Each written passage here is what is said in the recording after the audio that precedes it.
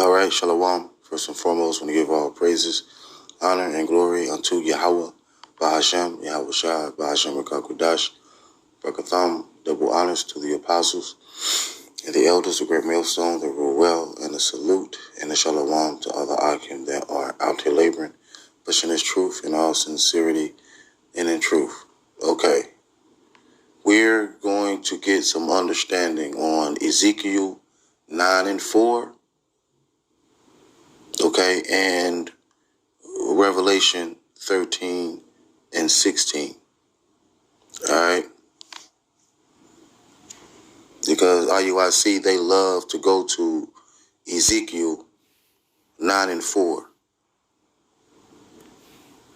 when the mark in Ezekiel 9 and 4 is different from the mark in Revelation 13 and 16. Okay, let's start up. Ezekiel 9 and 1. He cried also in mine ears with a loud voice, saying, cause them that have charge over the city to draw near, even every man with his destroying weapon in his hand. And behold, 6 men came from the way of the higher gate, which lieth toward the north, and every man a slaughter weapon in his hand, and one man among them clothed with linen, with a writer's inkhorn by his side. And they went in and stood beside the brazen altar. And the glory of Yahweh of Israel, it says, the glory of the power of Israel was gone up from the cherub whereupon he was to the threshold of the house. And he called to the man clothed with linen, which had the writer's inkhorn by his side. And Yahweh said unto him, go through the midst of the city, through the midst of Jerusalem, and set a mark upon the foreheads of the men that sigh and that cry for all the abominations that be done in the midst thereof. And to the others he said in mine hearing, go ye after him, slay utterly old and young, both maid and little children and women. God says, and to the others he said in mine hearing, go ye after him, and smite. Let not your eyes spare, neither have ye pity. See? Slay utterly old and young, both maids and little children and women, but come not near any man upon whom is the mark. Right? Let's get this.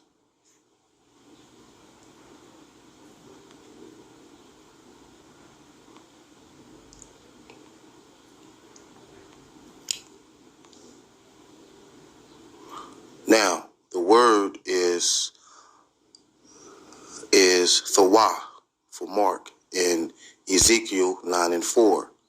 Okay? Mark, it says what? The Hebrew word is thawah. All right? Thawah. And that means what? Mark, as a sign of exemption from judgment.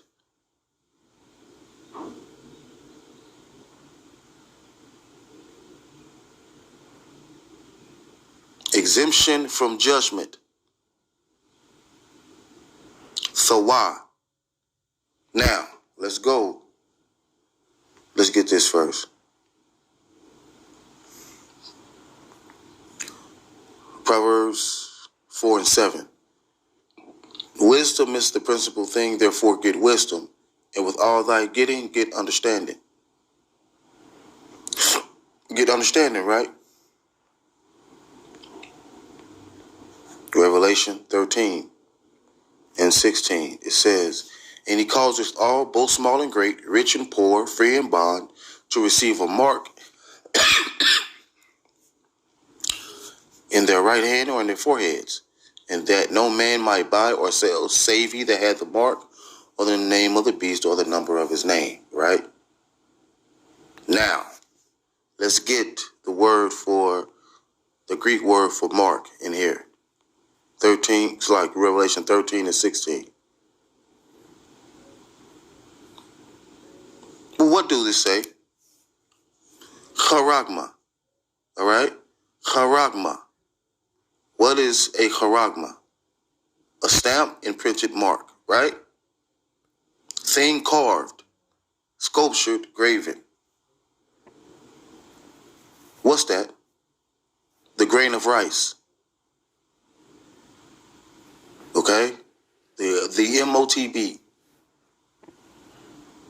Okay? This is Esau's mark.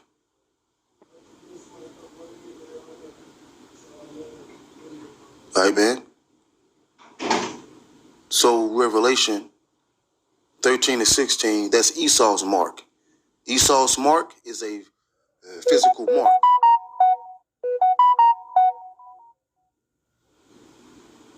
Okay? Now, Ezekiel 9 and 4, that's the mark of Yahweh Bashem Yahushua, and it's not a physical mark. It's a spiritual mark. Means what? You are of the elect of the nation of Israel.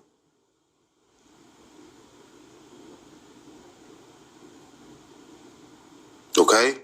I'm going to say it again. The word mark in Ezekiel 9 and 4 is Thawa. What's that? Exemption from judgment. Now, Revelation 13 and 16. The word for mark is what? Charagma. Okay? That's the grain of rice. Now, if you take that, this is what's going to happen to you.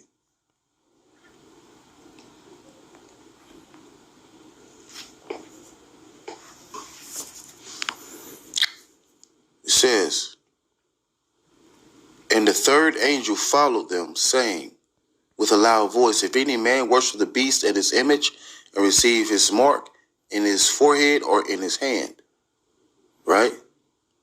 The same shall drink of the wine of the wrath of Yahweh, which is poured out without mixture into the cup of his indignation.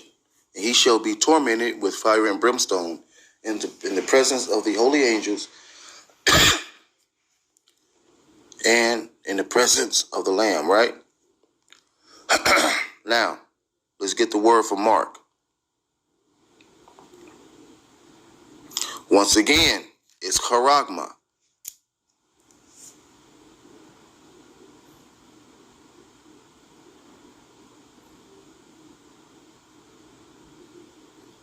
This is what IUIC refused to go into, man. They refused to go into the Greek.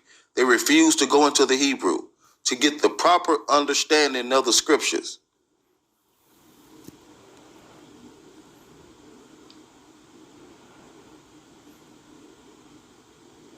You cannot get the proper understanding of the scriptures without going into the Hebrew and the Greek and the Latin.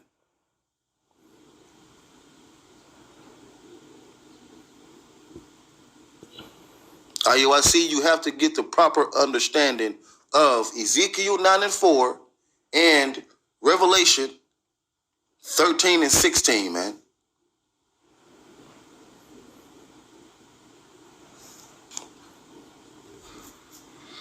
Two different words for the word mark. Ezekiel 9 and 4 is an exemption from judgment. It's a spiritual mark. Revelation 13 and 16 and Revelation 14 and 9.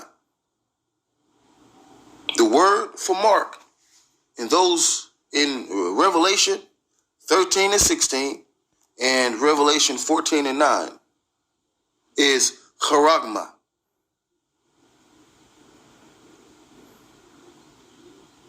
Okay? It's a physical mark. You would need that physical mark to function in this society, to work, to buy things. It's simple.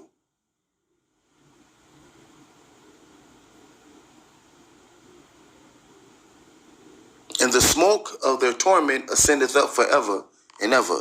And they have no rest, day nor night, who worship the beast in his image and receiveth the mark of his name.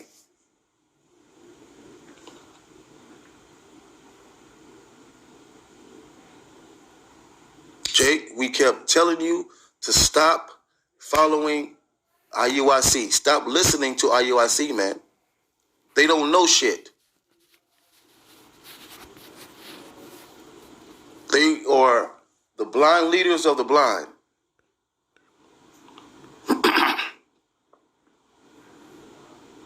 Once again, the word for mark in Ezekiel 9 and 4 is what? Thawah. That's in the Hebrew. Thawah. An exemption from judgment. Revelation 13 and 16 and Revelation 14 and 9. The Greek word for mark in Revelation is charagma. Charagma. An imprinted mark. A physical mark. If you take that mark, you will be destroyed by the missiles and by the chariots. You're going to be destroyed by Yahweh Ba'ashem Yahushua. Shalom.